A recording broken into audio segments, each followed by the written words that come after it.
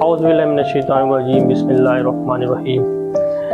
आज एक और बेटी गैरत के नाम पर कत्ल कर दी गई।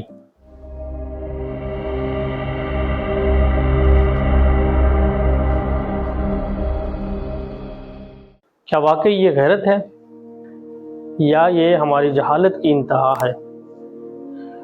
रूबीना चांडिया को उसके अपने ही रिश्तेदारों ने फायरिंग करके कत्ल कर दिया। इल्ज़ाम सिर्फ ये कि उसने अपनी मर्ज़ी से ज़िंदगी गुजारने की कोशिश की। ये कोई पहला वाक़या नहीं। पाकिस्तान में हर साल सैकड़ों ख़वातीन को कारोकारी, बन्नी, बट्टा सट्टा जैसी रस्मों के नाम पर कत्ल कर दिया जाता है। अच्छा, कारोकारी क्या है? जैसी लड़की पसंद की शादी करती है, उस पर कारोकारी का इल्ज़ाम लगाकर उसे कत्ल कर दिया जाता है, जैसे रूबीना चांडिया के साथ हुआ। अच्छा, और जो मैं वन्नी की बात कर रहा था, वन्नी में क्या होता है कि मर्द गलती करता है और कुर्बानी फिर अगेन लड़की को देनी पड़ती है।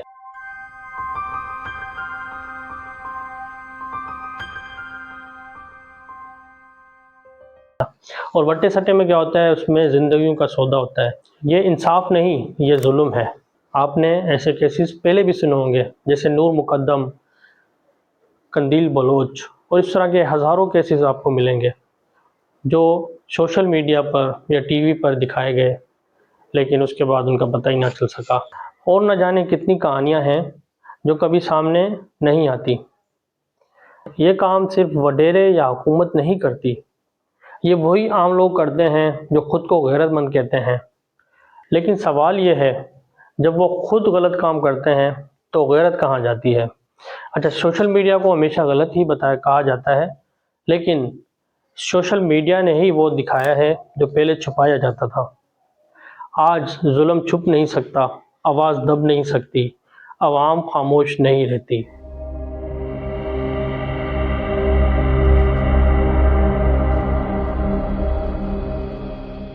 सालों से हुकूमतें आती जाती रहीं, लेकिन ये निज़ाम नहीं बदला। जब तक कानून सख्त नहीं होगा, इंसाफ तेज़ नहीं हो सकता। सोच नहीं बदलेगी, ये जुल्म हमेशा जारी रहेगा। अच्छा, मेरे ख्याल से असल तब्दीली घर से शुरू होती है।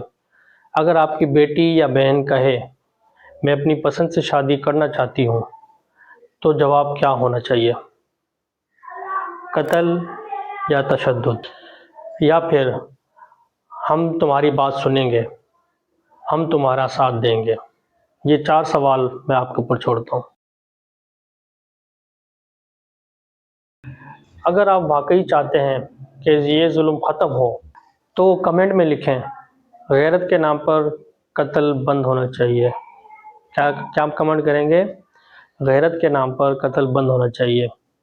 और इस वीडियो को ज़्यादा से ज़्यादा शेयर करें। शायद आपके इस शेयर से किसी की जान बच जाए। और जो हम मैसेज डिलीवर करना चाहते हैं, क्या पता किसी को हमारी बात समझ में आ जाए।